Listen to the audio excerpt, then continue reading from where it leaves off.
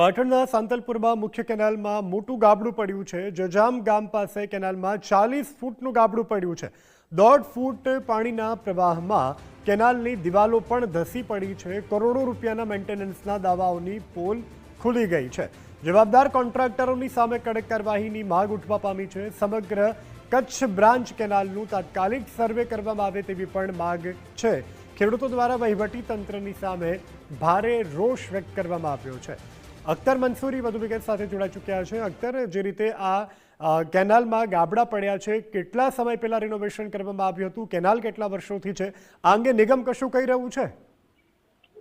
Yes, ચોક્કસથી સાંતલપુરના જાજમ ગામેથી જે નીકળતી જે મુખ્ય બ્રાન્ચ કેનાલ છે તેમાંથી કહી શકાય કે 1.5 ફૂટ જેટલા જે પાણી નીકળતું હોય છે, પરંતુ મેન્ટેનન્સ થોડાક સમય પહેલા કરવામાં આવ્યું હતું તેવું તેના અધિકારીઓ કહેતા હતા કે અમે મેન્ટેનન્સ કરી નાખ્યું છે, પરંતુ 40 ફૂટ જેટલું કહી શકાય કે મોટું ગાબડું પડ્યું છે।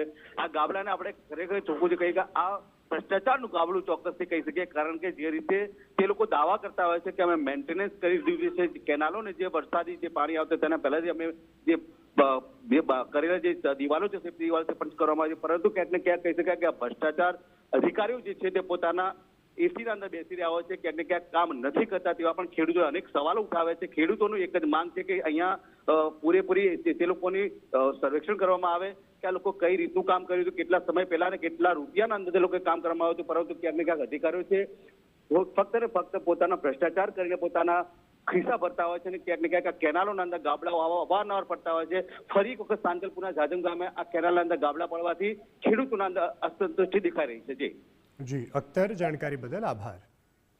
તો જે રીતે દૃશ્યોમાં પણ જોઈ શકાય છે, આ ભ્રષ્ટાચારના ગાબડા પડ્યા હોવાનો પણ સ્થાનિકો દ્વારા આરોપ લગાવવામાં આવી રહ્યો છે। પાટણના સાંતલપુરના દૃશ્યોમાં આપણે બતાવી રહ્યા છીએ કે જ્યાં મુખ્ય કેનાલમાં આ પરિસ્થિતિનું નિર્માણ થવા પામ્યું છે। હવે જવાબદાર કોન્ટ્રાક્ટરો સામે કડક કાર્યવાહી થાય તે જરૂરી છે, કારણ કે વારંવાર લાખો કરોડોના ખર્ચે આ પ્રકારે કેનાલમાં મરામત કરવામાં આવતી હોય છે, પરંતુ પરિણામ તમે તમારી ટીવી સ્ક્રીન પર જોઈ શકો છો। આ જો કેનાલની એકાદો પણ કદાચ પાળો તૂટી જાય તો આસપાસ આવેલા જે ખેતરો છે તેમાં જે ઊભો પાક છે તે બરબાદ થવાની પણ શક્યતા છે।